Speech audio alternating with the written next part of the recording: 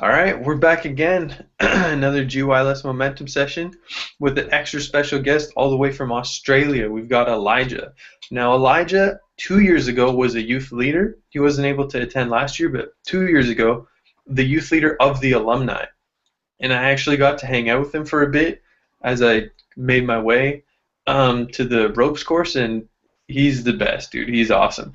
He's all the way in Australia, and it's 12:30 over there, and he's just getting started. So let's not delay any longer. Elijah, here you go. Momentum session with an extra special guest on your YouTube. Because see that delay? That's what I was talking about. All right, dude. All right. Thanks for the intro, Sergio. That was awesome. We had some pretty crazy times for the last few years, and yeah, it's been cool and really stoked for the opportunity to be able to be a part of these sessions and watch the last few. And well, I've been in touch since the first one, and it's been so awesome to go through and see everyone from GYLS really stepping up and giving it a shot. So the reason, I guess, one of the things I get to have a chat to you guys about today is we came up with the topic, and I was saying that I've been thinking about, and something that always is running through my mind just every day, every moment. And Sergio asked me for a title, and I couldn't work it out. I was like, oh, I don't know. What am I going to say? I don't know what I'm going to say. And then I don't know. I worked it out, and I was like, key factors for an empowering environment.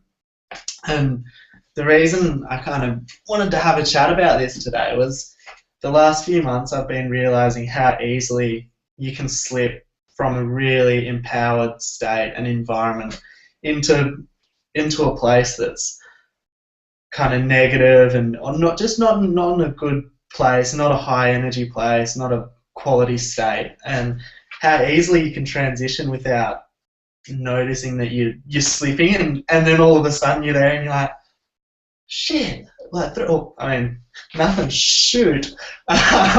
3 weeks ago I was on fire on top of the world, and now I can barely get out of bed, and how is this happening, you know?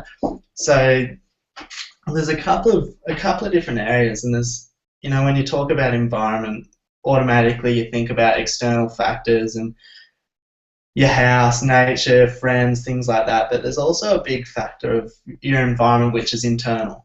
And so your internal environment, so yeah, part of that is your psychology, and that's something where I think, obviously here, success is 80% psychology and 20% physical action, and with the psychology side of things, it's really important to pay attention to what limiting beliefs keep coming up in your head, and what things you keep kind of picking up, and just noting little bits and pieces and just being really aware. And for me, it's hard to stay aware, like even just to be aware of what these stories are that you keep telling yourself.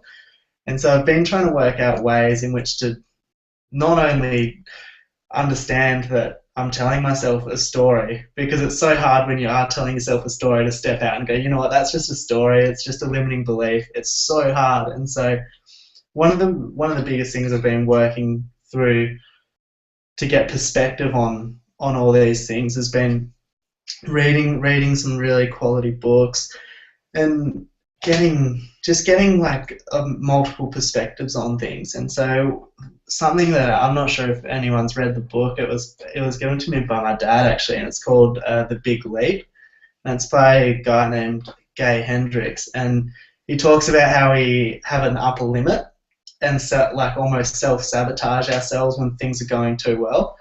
And his book is about this sort of stuff. It's about picking up on all these stories and limiting beliefs that you don't know you're doing, and you're subconsciously sabotaging yourself. So it's been a really interesting journey, and that's been the major thing about why I wanted to have a chat about this sort of stuff tonight. And I'll post a link tonight, but if anyone is interested in the book, it's really easy to read, but it's really amazing just to stay on top of your internal dialogue and all the stories and things you keep telling yourself just so you can keep in shape. The other thing is kind of what you're consistently focusing on. And it's really easy to stay focused. Like, you can stay focused on something that's amazing and something that's great, but I think there's a second part to that, and it's how does what you're focusing on make you feel? And I think that's the most important part of where your focus goes. Is you can focus on, two people can focus on the same thing, same success, same all these different things, but if it's not making you feel amazing and it's not making you feel energized and ready to just go after it, then that's not where your focus needs to be. When everyone can say, oh, focus on getting a great job, focus on getting a career, focus on starting a company, and it's like, hang on, you know what? That's not what I like.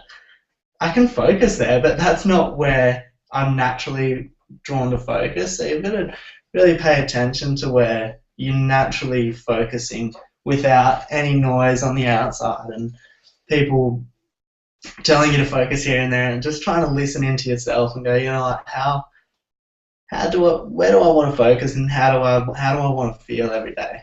And then there's the next part of that is going, all right, how do I start to actually get in tune with my inner dialogue and try to work out what makes me feel good, what excites me, and what I want to focus on in my life. What do I want my life to be about? And they're big questions, but it comes down to an everyday act and practice and action, which you've got to work on. It's trying to work out how to block out all the noise and take pieces of advice, definitely take advice and listen to people's opinions, but at the end of the day to just go, you know what, I appreciate that, that's great, but that's not right for me, and that's not the path I want to take. So something that's a really great exercise is just to think, what are some things that people have asked me, or what are some things people have told me and told me to focus on, told me to work on, which at the time I listened and I thought it was great and ended up getting nowhere after spending all this time and effort in a particular area of focus. And it's a great question to ask yourself regularly, is just to go, am I doing this because I really want to do this, or am I doing this because I've read it, someone's told it to me, and whatnot? So it's just a really quality question to keep asking yourself. So have a think about where you guys are focusing, and if that's really where you want to be focusing, and if that's what excites you. So that's kind of the first part of the internal environment, which covered a lot there, but I really love that side of things, and that book and the question that comes out of that book is really, really quality, and it just keeps your mind active and just guarding kind of what thoughts you're actually letting in. And the next part of your psychology and your internal state comes down to physiology, and that is a big part of your internal state as well, and how you're feeling, how you're moving, and how you're waking up. And in the day, you're waking up and you're like, oh, I can't get out of bed today, I'm really tired, I don't want to go to school, don't want to go to college, don't want to go to work, and which we all do. We've all been there in that place, and so a lot of it's in your head, but there is a part of it which comes down to the sort of state that you keep your body in, your physiology, how you hold yourself, how you sit, how you talk, how you, like, the way you interact within the world. And one of the best things that I've found to really help with my energy levels and to help motivate me and keep me going is to really work out a way in which I can push myself and keep my body moving. And it doesn't have to be intense exercise. It can be something like yoga, something like going for a long walk, maybe a run, maybe a bike ride, playing with the dog, doing something like that, but in a way that's just clearing the mind, just clearing your mind. That's my form of meditation, is jumping on my push bike, which is just behind me there, and riding out into the bush and got taken off for an hour or two, and that's just how I clear, just get my physiology back and reset, because I find if you've had a really big day, and I'm sure everyone can relate to it, is you get to after the end of a big day and you kind of feeling like you got all this weight on your shoulders and you kind of slouch forward and you might not be breathing the best, but it's just so important to get out and do something which opens the shoulders up, start bringing in some good air, and just bring a smile back to your face, because that's the most important thing to happen every day. Is you got to do something that's going to make you smile and feel alive, and nothing does that better than exercise, really. So yeah, the other part of physiology is kind of working out, everyone's got different goals and standards and things for the level of, the level of fitness and health they have with having their body, and it's there's no right or wrong, but I think there's also a point where you've got to work out how best are you respecting your body, and I think the shape of your body and the way in which you look after yourself in a physical way is one of the greatest signs of self-respect, and it's a great statement to yourself. It's just like, you know what, I'm going to eat some really good food, sleep well, take care of myself, run, exercise, and do things like that, and it reaffirms to yourself, not only physically but mentally, that, you know what, I really care about me, and I look after myself, and I want me to feel great, and I want me to be in great shape so I can continue to do these amazing things I want to do. So working out some sort of habits or things which you can really work on to keep your body in a great shape. And I know so many people in the GYLS environment and community are so amazing that way. We met some of the most amazing athletes through the GYLS community, and everyone's really switched on. So it's everyone's already doing it, which is great. But it's just a really cool factor, if you're struggling with trying to think, oh, I really should be exercising more and running more. I could lose a few pounds or a few kilograms, and some extra leverage on that is, you know what, this is more than a physical exercise, it's a mental exercise. And me going out and doing physical activity is so much more than physical activity. It's the biggest rewards are for your mind and your spirit and your soul, and that's another great thing about physiology and just keeping fit and really pushing yourself. The last thing I'm going to say about physiology is everyone's different, and for me personally, I have a lot of trouble trying to work out what's going on in my head. I'm a very kind of external person, which means that I can see things from far away, and as soon as I start thinking and internalizing things, I go crazy. So for me, the best way to work out what I'm actually thinking and what's driving me crazy is to go and push myself really hard physically. Like I'll go for a run and run an extra kilometre or an extra mile each day, just to start working out where your boundaries are. And it's the best way to work out what's actually going on in your head, because you'll be running and your brain is just consistently going, you're done, you're tired, you're sore, go home. Like, it's going, no, you've already had a big day, just turn around, that's fine, you don't need to push. But all these things are stories, and what I've found is that these stories that come up for me during physical exercise are stories that come up for me in every other area of my life. And the easiest way for me to work out, because it's instant, it's like you can be running and all of a sudden, or riding, and all of a sudden it's like, oh, there it is, and you don't. Something shifts in your head and goes, oh, I'm uncomfortable, I'm a little bit out of my comfort zone, or I'm about to become out of my comfort zone. Let's turn around, let's go. Like, let's go back to certainty, let's go back to comfort, let's go back there.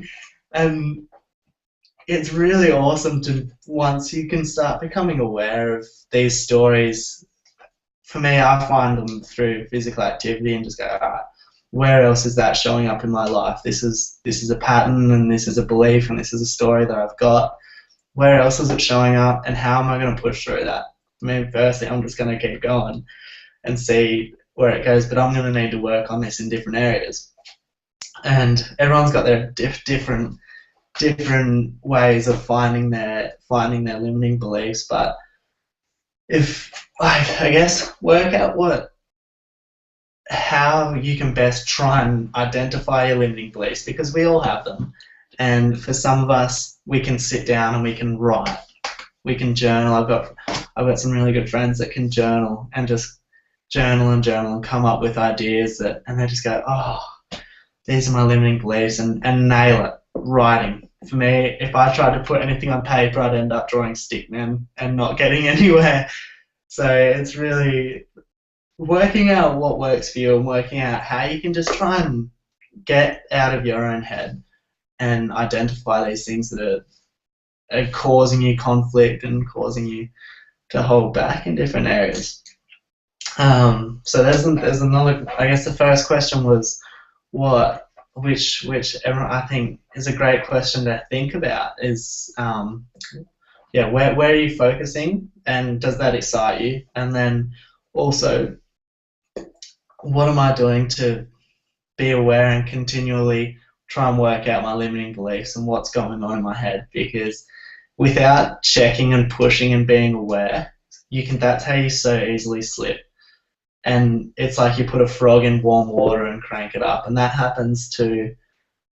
it can happen to you so easily with your psychology and all this sort of stuff, and physically, mentally, and you can just start slipping if you're not checking in and just keeping your finger on the pulse and go, all right, how am I actually doing? So that's the internal section, and that's obviously such a large part of, I guess, just being happy and really, I think a lot of the personal development stuff comes internally, and obviously it's 80% of success is in your head, which is one of my favorite things. It's just I always come back to, and that's why all this internal stuff, there's so much more, as everyone knows, but that, for me, those two things are what I've found to be the most powerful things for me. The other area which has really had a strong impact is the external environment that I keep. And so the biggest part of my external environment is my peer group and the people I'm spending time with. And for me, I grew up in a town and, I guess, family and things like that, and a community which there was a lot of partying and substance abuse and all these different areas, and you kind of, we grew up feeling like it was really normal, and myself and my friends, and it was just normal, that was what happened in our we lived in a really small town, and that's just what happened, and we kind of grew up like that. And then when I was 17 and finished school, I moved to Melbourne, which is the opposite side of the country to where I grew up in Perth, and spent all this time on my own for the first 2 years out of school. I was on my own and kind of just had a really amazing opportunity to reset and actually go, hang on, the last 17 years I've been believing that this stuff's normal and all these actions and things and beliefs are normal, and they're not. There's no such thing as normal. There's no such thing as right and wrong when it comes to beliefs and cultures and peer groups and what happens in those peer groups. Nothing's right, but you've got to work out what's right for you. And for me, growing up in that environment was perfect at the time, but I had to leave to realise that wasn't serving me and it wasn't conducive to who I wanted to be. And that was the first biggest lesson I had about peer group. And it was like when everybody around you, when you can't find one person in an environment that seems to be doing something different, then you've got to find different environments and be okay to say, you know what, I don't believe that action is normal, and that's it's like I don't want to go out on a Friday night and drink a bunch and go to all these bars, and that's not what I want to be doing. And you can so easily be conditioned into just habit and expectations of your peer group and all these things which are so easy. So like I'm still working on just who I spend time with, because I so easily can get pulled in certain directions, and you can go like 6 months and be really good, and then all of a sudden 4 weeks later you're out partying every night, and it's just, and you go, again, like, what happened? What happened? And then you start looking back and you go, I've been spending all this time with these people and this. So, especially at the age we're at, where, you're in school, you're in senior year, or you're coming up through high school, and everyone's starting to drink a little bit or like party a little bit, and you get to college and like people really start partying a bit, and it gets, it can, I'm in my last year of college now, and it can get really hard to, if you start questioning it and you go, I don't want to be doing that, that's not what I want to be doing, it can get really, really hard to try and not escape, but try and separate yourself and go, hang on, how do I find people that aren't doing this? And like these momentum sessions are an amazing example of how to surround yourself with such a great peer group. Yeah, that's one of the biggest things, especially at our age, is just staying really aware of the people you're spending time with, because a lot of the time our best friends from when we were 10, 15 aren't going to be the most positive influences on our life, and you've got to draw the line and go, I love you, and I love you, I respect you, I appreciate you, but at this time in my life I need to spend time with some other people, and just be okay with that. It's so hard to break out of your identity that you have as a teenager, but once you kind of are happy to start breaking away from that identity and moving forward and go, it feels like you put your head through the clouds and you're like, this is really great to be making decisions because you want to be making decisions. And yeah, that's one of the biggest factors as well. And for me, the other things I try and keep on top of is just hobbies and my activities that I'm doing, and trying to keep focused and keep happy, and just make sure you enjoy life, because we can get so caught up in trying to be successful and fulfilled and happy, and thinking it's like, I get stuck in thinking that it's a process, and trying to work out the steps to get there. And at the end of the day, sometimes all it means is going and sitting down under a tree by a river or whatever it is, and just hanging out and just laying down and relaxing, and just appreciating how gifted we all are to have access to like these momentum sessions and the GYLS environment, because with all this environment, it's just it gives us such an insane head start, I guess, and also the tools to come to all these conclusions and have these discussions and do things like that. So yeah, I've just got one quick story, and then I'm seeing some of these comments. Hey Rachel and Ariana. Yeah, I've got a story which I was thinking of, and I really want to share it with you guys, because it was such a great example for me of a limiting belief I had. And when I was 17, I moved over to Melbourne from Perth, which is over on the other side of the country, and I didn't really want to move here. I moved here to start work for my dad, and I didn't know anyone. I didn't really want to move here, and you can imagine moving as soon as you finish high school. At 17, well, we were 17 here, and finished and moved to a completely new city. I just turned 17, knew nobody, was working all the time, and kind of almost started to resent Melbourne, which is where I live now. And I started to come up with these stories as to why I didn't like Melbourne. I was like, I don't like Melbourne because the weather's bad. I don't like Melbourne because there's not enough skate parks. Like, I don't like Melbourne because there's no surf. And just coming up, like, Sergio gets that one. But you come up with all these ideas and stories about some belief, and it was like, for me, I was just trying to come up with stories and excuses to get out of this uncomfortable. I was well out of my comfort zone, and so I'm trying to justify things as to why I could move back home, and it's always been in my head. It's like, oh, let's go back. I really want to go back to Western Australia, back to Perth. All my friends and family are there. Like, I want to go back. I want to go back, but I know that the last 4 years, I've known that it hasn't been the best thing for me to be is here. And so I'd come up with all these stories about Melbourne anyway. And one of the biggest ones, which it kind of was bothering me, was I used to ride a lot of motocross and mountain biking. And in Melbourne, I live right in the city now, and I used to live on a farm. And so I was like, oh, there's nowhere to ride my mountain bike. There's nowhere to ride my motorbike. And so I didn't get a motorbike. I didn't get a mountain bike for years. And it's just, I love my mountain bikes so much. I love riding, and it's just one of my biggest passions. And I wasn't doing it because I had a story about Melbourne that you couldn't do it in Melbourne, which is ridiculous. And so one day I was always would run across a river and run through the bush, and it's a little golf course, and then run home. And one day I was like, you know what? I've never run past that road. I've never run past this one road.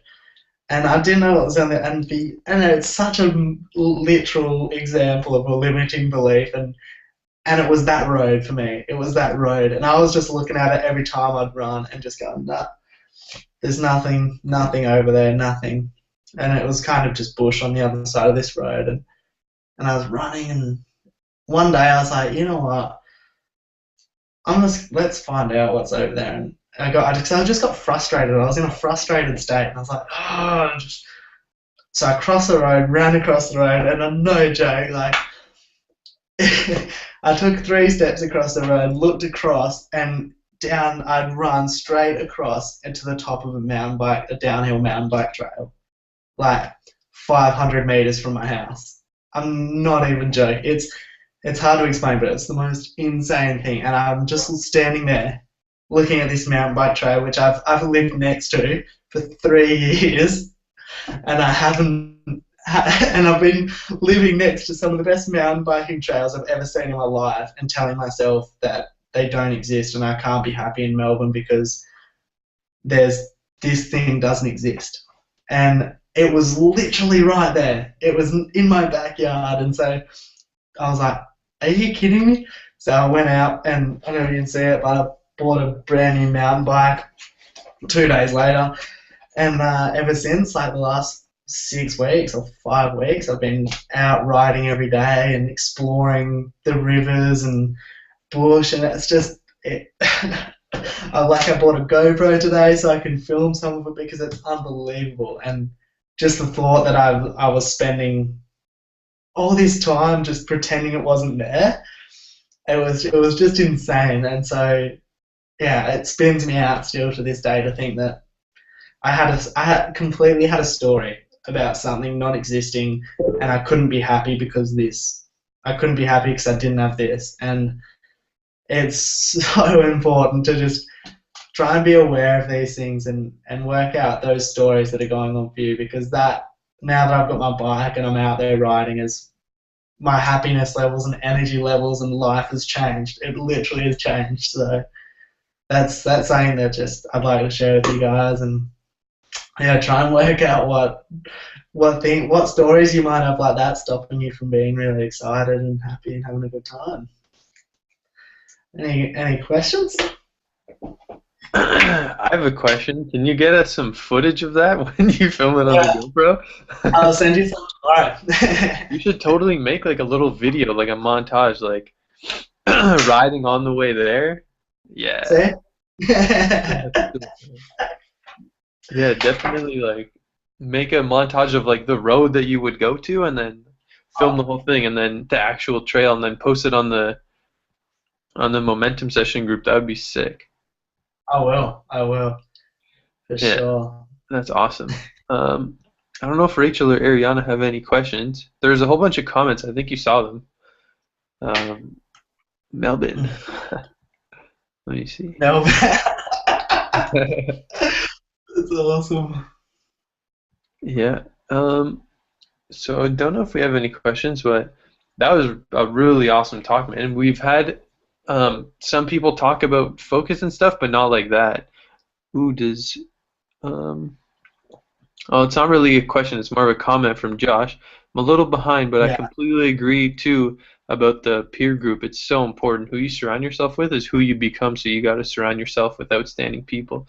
And going to GYLS is the hugest peer group that you could possibly have, like in the whole world. It's people from yeah, all over the world that are all like on the same mission as you. It's GYLS is unbelievable. yeah, it is. And it's cool to just, yeah, that's the hardest thing about the peer group one is that usually some of the people that are not the best people to be around are the ones you love the most. And it's like, oh, like, what, how do you deal with that? So it's just, yeah, you've got to, it's tough. It's really tough, but Yeah. sometimes you just distance yourself and in a nice way.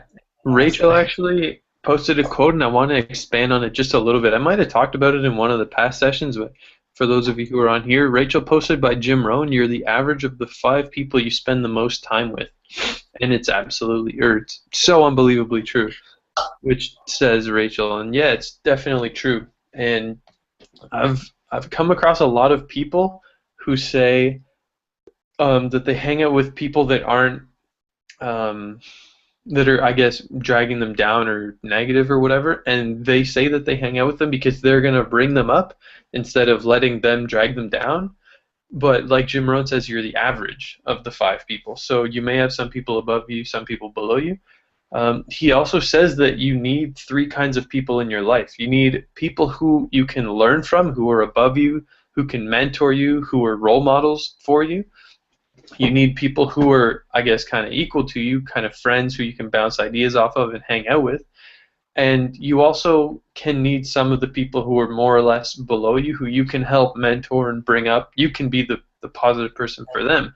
But it's the person you hang out with on a consistent basis. Are you going to hang out with the people who are negative, dragging you down, that you have to constantly mentor? Or are you going to aim for at least people who are equal to you, or ideally, like I think Tony says it, ideally you want to hang out with all people who are above you because they're going to bring you up, right? For me, when I skateboard, I skate with people who are all like sponsored, have magazine covers, and are like pros. And like I'm not the best skateboarder, but because I skate with them, I've gotten incredibly better. Now, if I'd skated with people who were just starting out, I probably wouldn't be as good as I am, right? I think we just got a whole bunch of comments. Great points, Sergio. Thanks, Rachel. um, Ariana, kind of off-topic question, but will you be going to GYLS this year?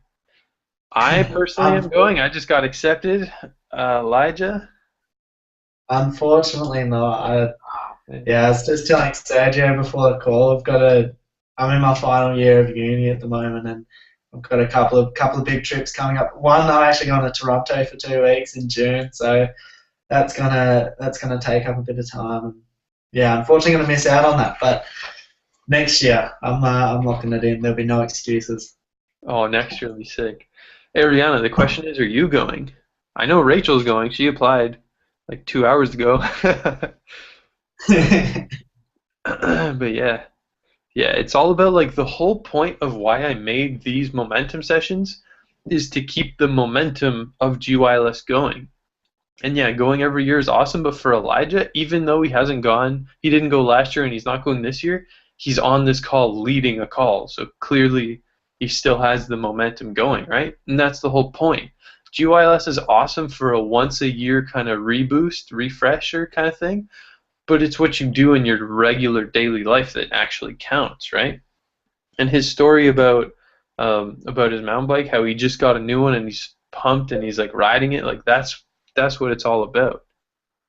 I think Rachel just posted something. Rachel. Okay.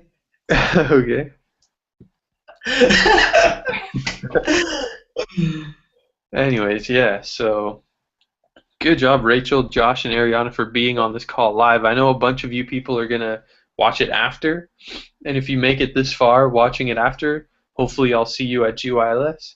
Maybe Elijah will see you next year. Yeah. Thank you, Ariana. Are there any other questions for you guys? I'd really enjoy if you publicly disclose my procrastination. Oh, you just did. Okay. You're welcome, Rachel. And Omid, I'm calling you out. If you ever happen to watch this, I know you haven't applied yet, so you better apply. Ariana is going, so what are you waiting for, Omid? Calling you out, buddy. Rachel, make sure you show him. Alright. I don't know if we have any more questions. I know it's, what time is it over there? Is it 1:30 for you? It's 1 a.m. in the morning Oh my on God. Saturday. Oh, Sunday morning, 1 a.m. now. So That's intense. And that's next level because like if you're in North America on the east side where it's like 11 a.m., it's not really that bad, but for you to be leading a session at 1 in the morning, like that's heavy. That takes commitment and dedication. that's good. Anything? Any way to keep in touch with you guys? Like it's so cool, and it's the same before. It's really easy to drop off the radar and kind of get caught up in everything, all the everyday stuff. But it's so important to come back and get come forward and get just get up to date and really surround yourself by amazing people like Sergio and Rachel and Ariana and Josh, and it's so cool. So thanks for hanging out. One final thing about peer group and staying connected. Me and Elijah haven't Skyped in months. Like, I don't know how long it's been, but it's maybe even like a year or something. It's been a while. But as soon as we got on the call, it's like we picked up like from just yesterday. It's amazing. And one of the things with keeping your momentum going is keeping connected to your empowering peer group. All your friends from GYLS, when you're at GYLS, you guys are the best friends in the world. And then you go back to living halfway across the world and you just go on with your daily lives. So like getting on these calls are awesome, and you get to see a couple of your friends. If you're Ariana, you get to meet new people every time. But even just Skyping your friends, like even just like once a month or something, or like every other week, or even once a week if you're committed to keeping up with people. I know I'm doing one tomorrow, which is Sunday evening. So I guess Elijah, for you, it's Monday morning if you want to hop on if you can. I think so. Make it happen. It's Sunday tomorrow at 9 p.m. Eastern, which I guess is 6 p.m. LA time. And for you, it'll be 11 a.m. on Monday if you happen to want to get on. But like we have friends like all over the world. Some people in Florida. I know Rachel's in Florida right now with Omid and Nick. We've got Luis in LA and Emily. We've got some people in Europe, some people in Australia. So it's all different time zones. It's hard to all agree on a time, but like setting up a Skype call, even just like once a month, like a group call with a bunch of people, can be really refreshing to connect to your peer group. So I'm going to set one up tomorrow, 9 p.m. Eastern. If you want to hop on, send me a message. I'll send you the link, and then you can come hang out. Just say what up.